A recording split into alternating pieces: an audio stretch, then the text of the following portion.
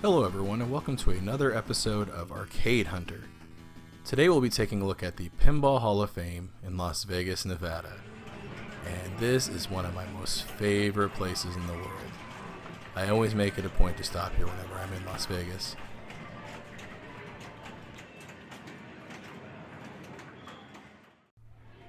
This place features machines from the 1950s all the way to modern day pinball machines.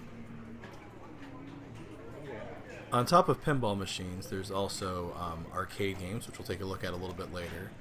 And then there's just a lot of cool, really old electromechanical coin-operated equipment, like baseball games and like this hockey game you see here. A lot of games from Chicago Coin, which these are really cool to see. To be honest with you, I've not seen machines like this anywhere but the Pinball Hall of Fame, and this is another reason why this is one of my favorite places to go. Is just to see so much of the history of coin-operated amusement machines throughout the years. And also, you know, because of pinball. I absolutely love pinball. I do have a pinball machine at home. The type of pinball, I have a Electromechanical, or EM pinball machine. A lot of the machines here are EM pinball machines. There's also a lot of solid-state machines as well. These machines here with the digital screens, those are solid-state machines. Those are your more modern machines. They've got, you know, memory chips, digital displays, stuff like that. The machines that have like scoring reels and stuff, those are your EM machines from like the 70s and earlier. And all of those machines are operated with electromechanical switches and scoring reels and all that stuff. There's no like electronic circuitry or solid-state, chips or anything like that in it.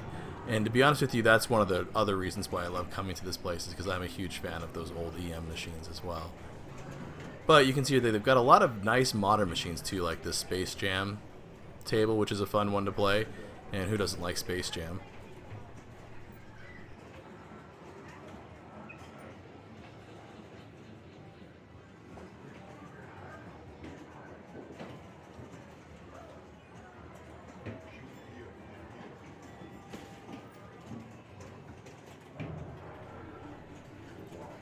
And here's Evil Knievel. This is an older machine, and this is one that I actually really like too.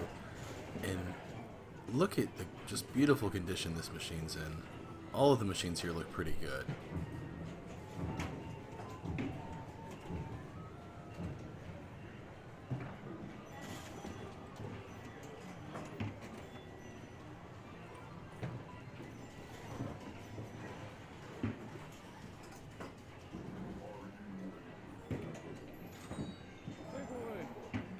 Playboy. Now this is a machine that I really enjoy too, and this is one that I used to play at an old movie theater when I was a kid. Back when I was old enough to know what Playboy was, but not old enough to read it. Now along this back wall here are some of those electromechanical sports games that I was talking about. You can see there's like an arm wrestling game there and a basketball game.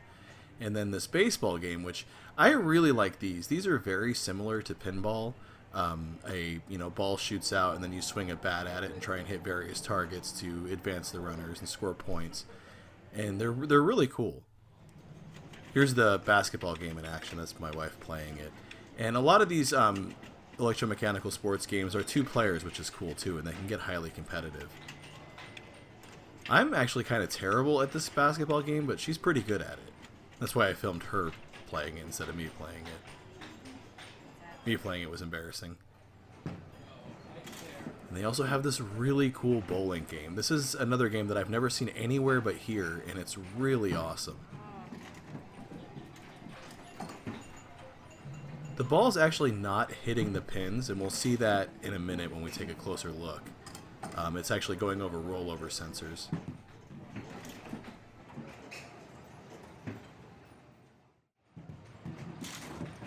Here's a closer look at the scoreboard and back glass. And then if we look down here, you can see the rollover sensors that the ball rolls over. I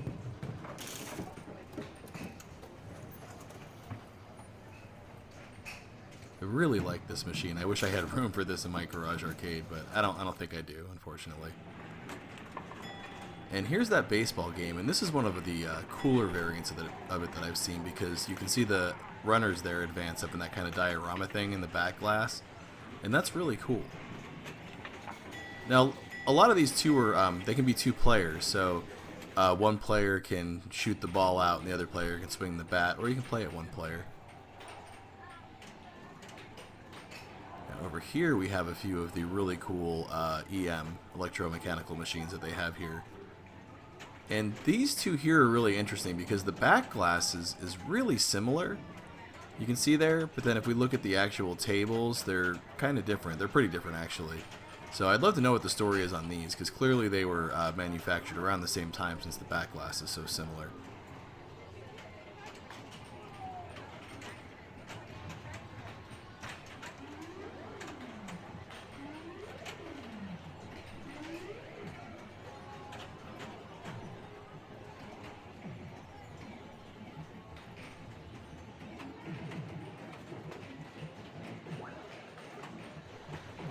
Now over here is a really cool machine. This is Cubert's Quest, and this is actually a fairly rare machine. According to some information on a card on the machine, this was manufactured in pretty low quantities. And it's a pretty interesting machine. You can see it actually has 4 flippers, and 2 of them go in kind of an interesting direction. Pretty innovative. It does take quite a bit of time to get used to, though. I wasted about $1.50 getting used to how the table works, but once you're used to it, it's pretty fun. But that's kind of the story of Cubert in general, to be honest. It takes a little bit of getting used to.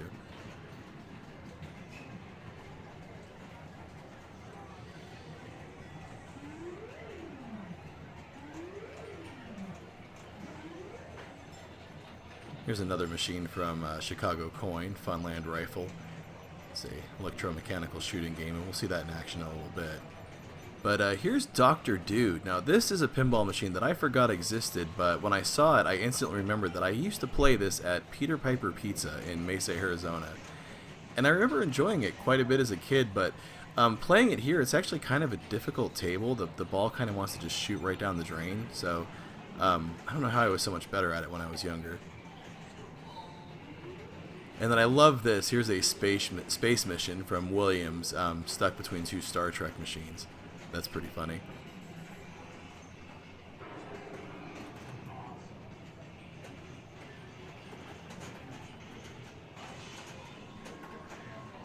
We've got some of the more modern licensed machines like Family Guy, CSI, Indiana Jones. And here's that Funland Rifle game. And unfortunately, I guess the sight was off a little bit, so it took my wife a little bit to get used to it before she could start actually hitting things, but once she was able to adjust for the sight being off, she was able to play it. And it's understandable that this might not work perfectly. This is an older game. I'm not sure what year it's exactly from, but these Chicago Coin electromechanical games are old. And here's Terminator 2. This is one of my all-time favorite, like, solid-state, more modern pinball machines. I love this table. This is one that I used to play at a bowling alley quite a bit as a kid. And I really like the skill shot on this one, actually. Pulling the trigger on here instead of having a plunger and trying to shoot the flying Terminator thing for the skill shot is really fun. And here's another more modern machine, Roadshow, and this one was really cool. It was really bright and flashy, it had lots of voice samples. It also had this like rumble feature built into it that would make the whole table rumble when things would explode. Definitely a fun game to play. Let's take a look at some of the gameplay here.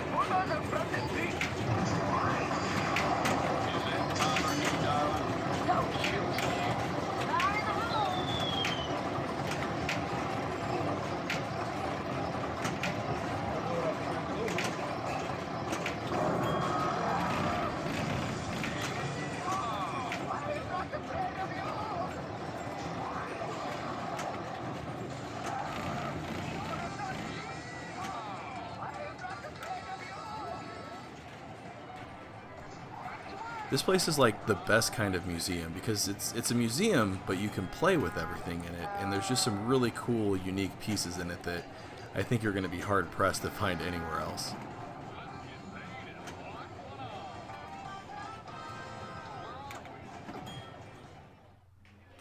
Here's another really cool machine. This is Challenger, and this is a 2-player pinball machine. And the way this works is when you drain the ball, the table actually tilts the other way towards the other player on the other side, and then they get a turn to try and score points. And you use your flippers to try and force the ball to drain on their side to get the table to tip back your way.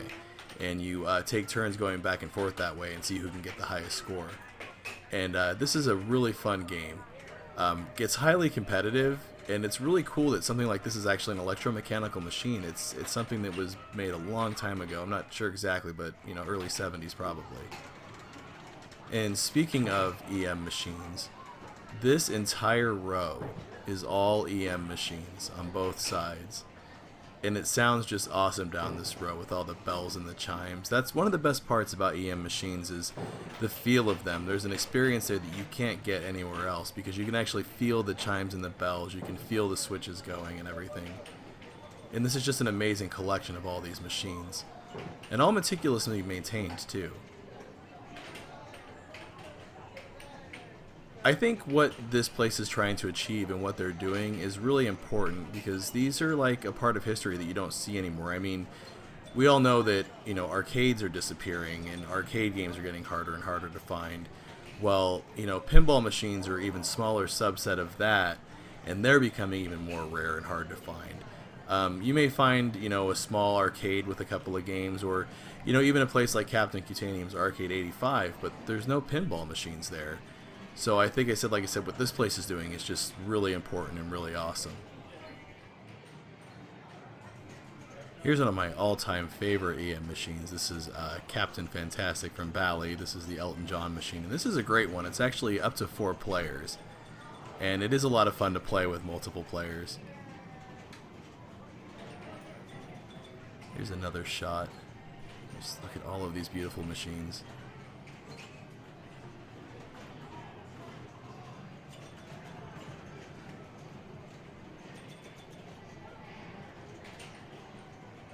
So many different themes and stuff too. I feel like they would make pinball machines out of almost anything back then. There's a baseball one that's pretty cool, but there's all kinds of, scuba diving, poker, race cars, circus. I mean, there's just all kinds of stuff.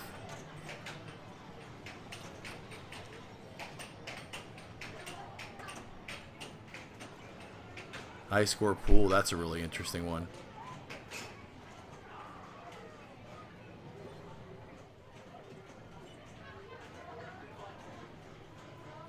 Fortunately, this machine was all jammed up with extra coins. Here's another interesting machine, Pepe the Musical Clown. And this one, all it does, you plop a coin in there and it plays some music, and then you use the buttons there to, kind of make the individual parts of the clown dance. Here's Royal Flush. This is another really cool older EM machine.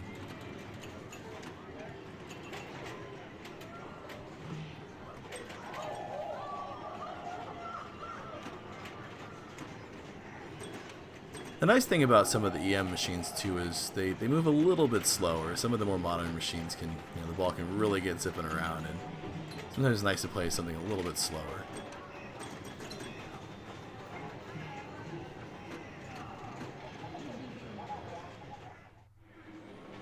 Here's another cool baseball game. This one actually kind of reminded me of an old cigarette machine, the way it looked, but it's really cool. It's more kind of like a cross between pachinko and baseball. And here we have some old school arcade games they even have. Here's a Nintendo Versus cabinet, and it's got Hogan's Alley and Duck Hunt in it, which is really cool.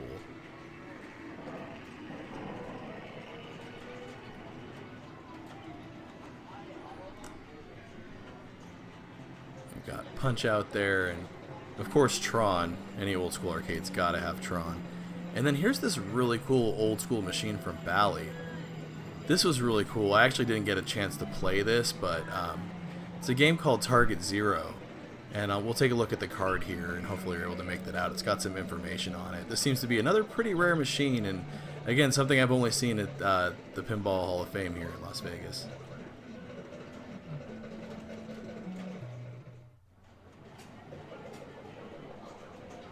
This game is pretty cool. This one's called Targets, and this is pretty much like a baseball game, but it's not baseball themed. You just take turns trying to see who can rack up the highest score by hitting the different numbered targets there. Here's World Series Baseball from Chicago Coin. And this one's pretty cool because it has a ramp that you can use to try and launch the ball up into the bleachers for a home run.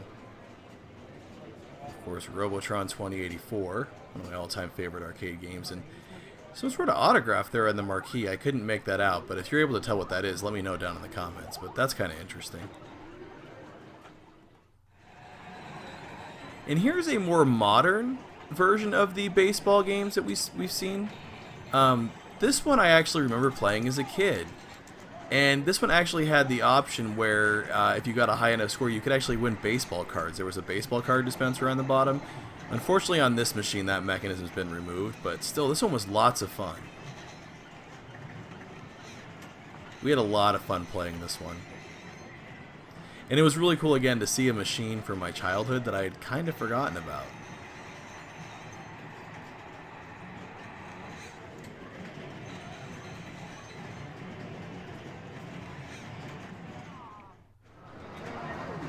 .720, that's a great game. I love that game. Here's a shot of the few more arcade games that they have. The last row is pretty much all their old school arcade games, and it's a pretty tasteful selection. And this was really cool. This is a Skill Crane game from 1938. This thing is amazing. I didn't even know they had those back then. And it still worked. This was great. And there's actually two of these here. There's another one of these same machines in a different part of the Pinball Hall of Fame. So it's pretty cool they have two working versions of it.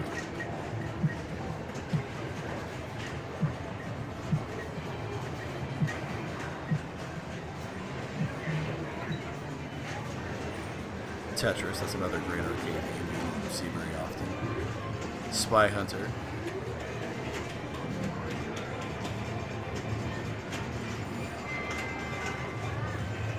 Here's a motorcycle game from Chicago Coin.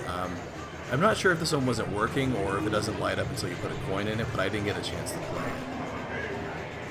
Here's Star Wars. One of my favorite vector-based arcade games.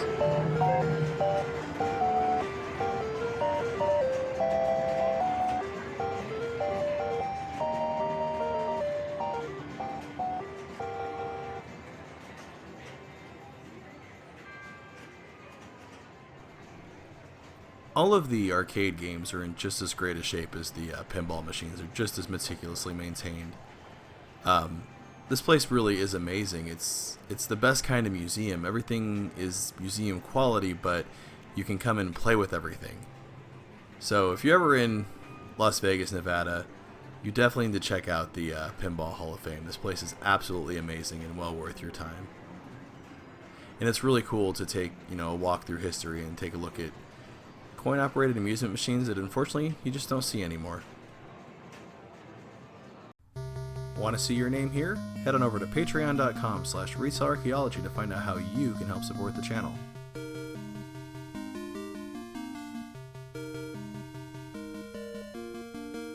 Thanks for checking out this episode of Arcade Hunter. If you enjoyed it, make sure to hit those like and subscribe buttons. And also be sure to follow us at the social media links down below because that's the best way to keep up with what's going on with the channel. And as always, thanks for watching.